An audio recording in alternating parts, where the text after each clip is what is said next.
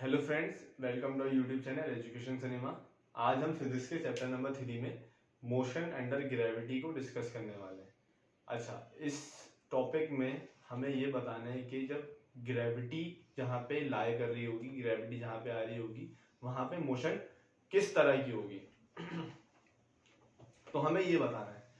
तो सबसे पहले आप ये समझें कि जब किसी भी बॉडी को जब हम फॉल करवाते हैं ऊपर से, ठीक है, जब वो ऊपर से नीचे आती है या हम उसको थ्रो करते हैं, वो नीचे से ऊपर जाती है, तो उसके ऊपर अर्थ एक फोर्स लगाती है, ठीक है।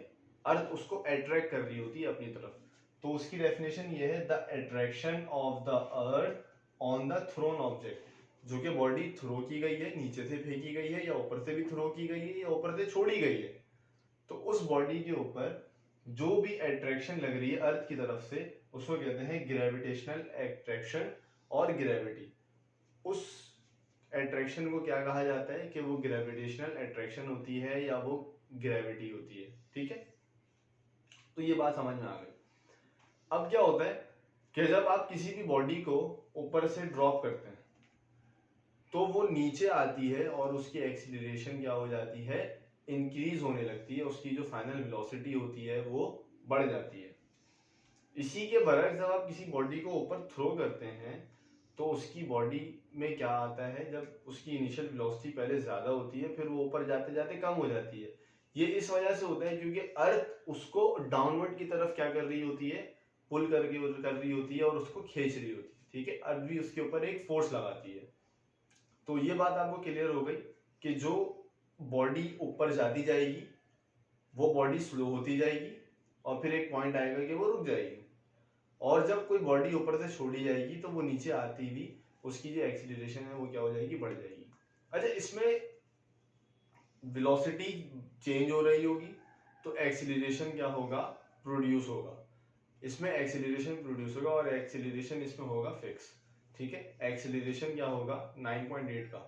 अच्छा, गैलीलियो ने एक बात की थी, इस साइंटिस्ट ने ये बोला था कि अगर आप डिफरेंट मासेस वाले ऑब्जेक्ट को आप ड्रॉप करें, ठीक है, तो क्या होगा, ये सेम टाइम पे नीचे आएंगे। ये इसने इस तरह इस सेंस में बात कही थी। इसने ये बताया था इसमें गैलीलियो ने कि मासेस भले डिफरेंट हों लेकिन जो अर्थ जो इसके ऊपर जो फोर्स लगा रही है वो क्या लगा रही होगी, ठीक है, जो उसकी एक्सीलरेशन होगी वो सेम होगी और एक टाइम टू टाइम वो क्या हो रहे होंगे, नीचे आ रहे होंगे।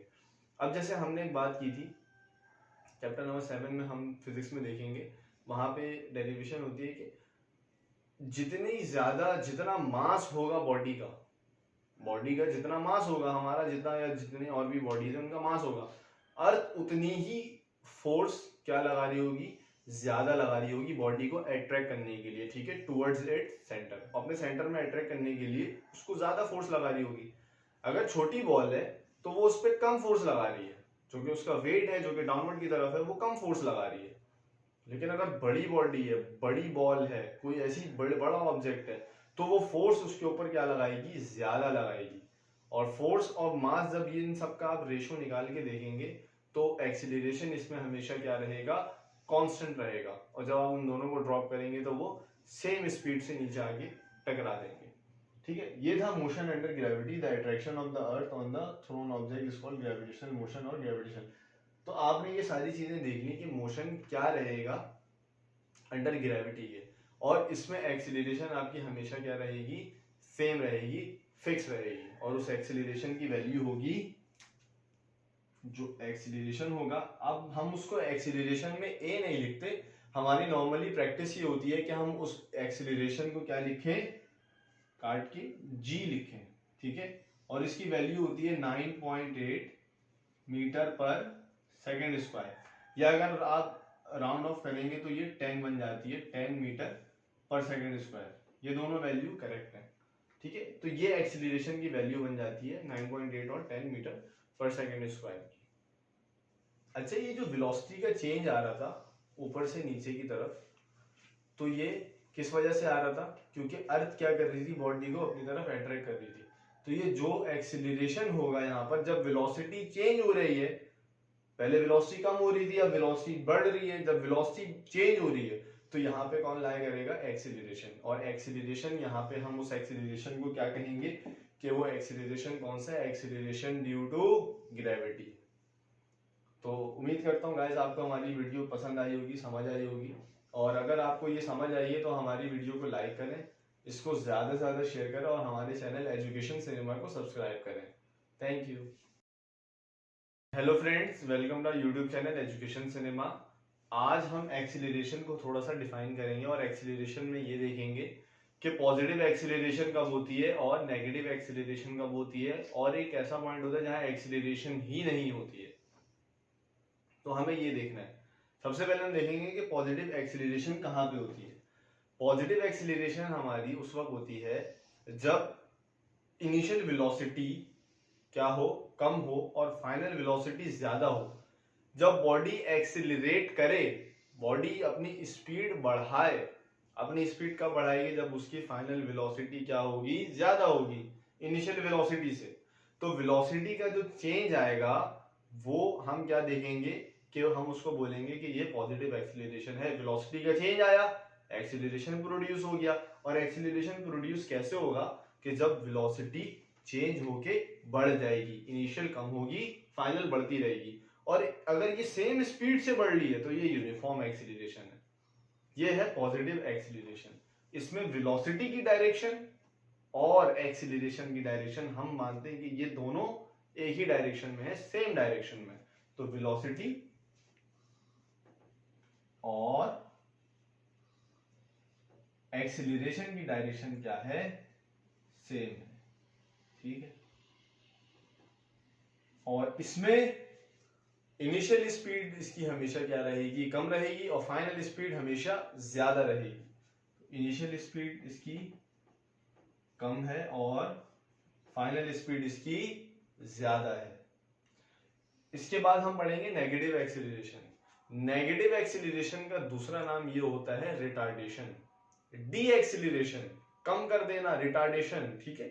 चेंज होगा, वेलोसिटी में चेंज आएगा, वेलोसिटी में चेंज आने की वजह से एक्सीलरेशन प्रोड्यूस हो जाएगा, लेकिन वो एक्सीलरेशन क्या होगा, नेगेटिव एक्सीलरेशन होगा, वो होगा रिटार्डेशन। वो क्या होगा, वो होगा रिटार्डेशन।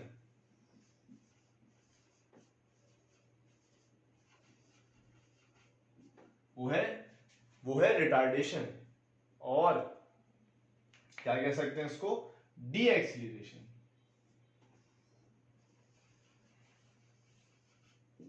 डी एक्सीलरेशन, कम हो जाना। इसमें क्या होगा कि जब उसकी इनिशियल स्पीड किसी भी मूविंग ऑब्जेक्ट की ज्यादा होगी और फाइनल स्पीड उसकी क्या हो जाएगी, कम हो जाएगी, तो यहां पे कौन सा एक्सीलरेशन आएगा, यहाँ पे नेगेटिव एक्सीलरेशन आएगा। जो एक्सीलरेशन की वैल्यू आएगी वो किसमें आएगी, नेगेटिव आएगी।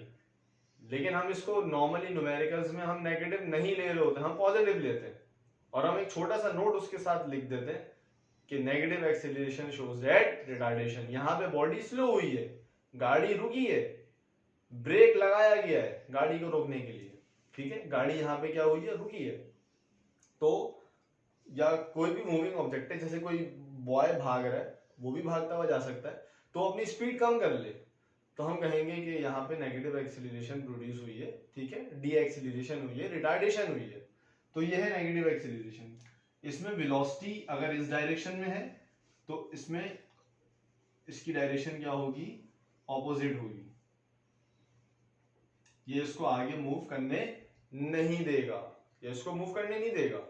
आगे जाके बॉडी की वेलोसिटी कम होते होते वो रुक जाएगी बॉडी।